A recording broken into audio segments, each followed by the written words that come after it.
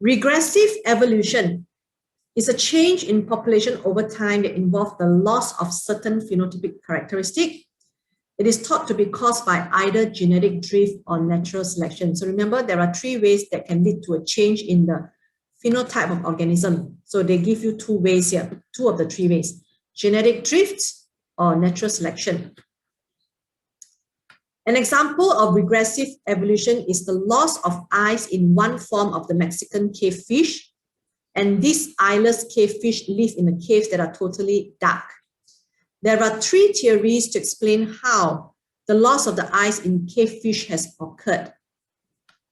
So let's read the three theory here.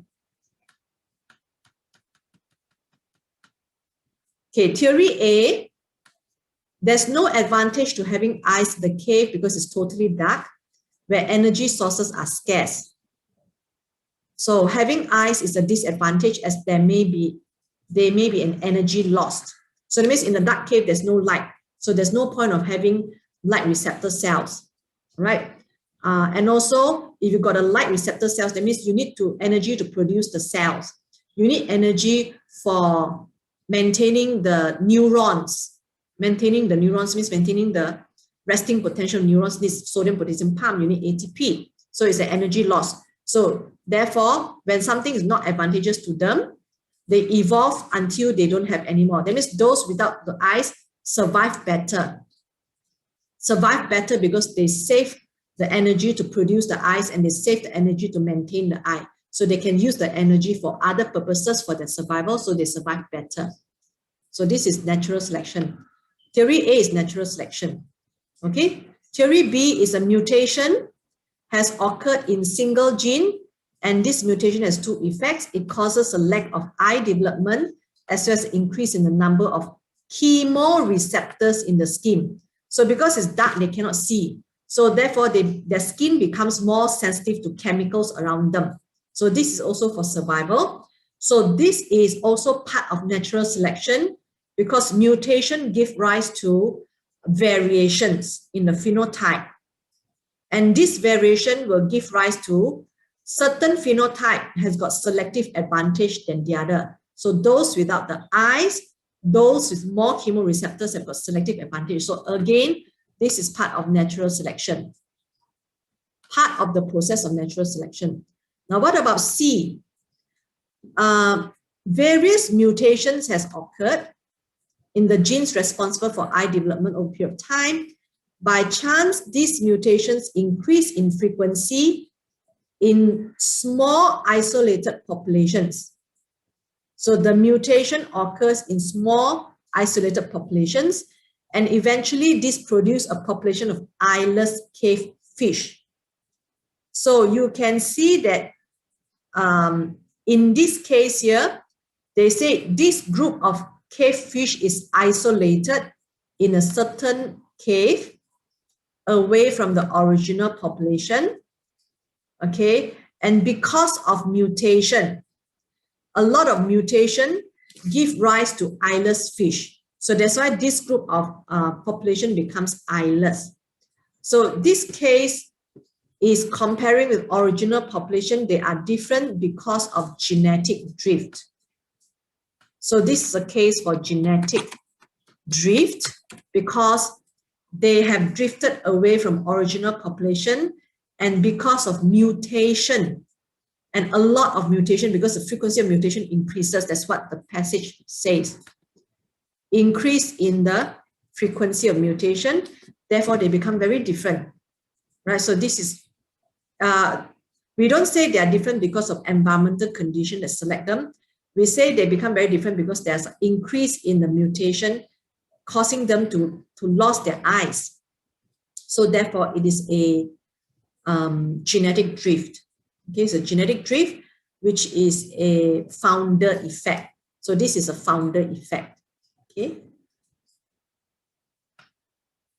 Stroke founder effect, because genetic drift got two versions.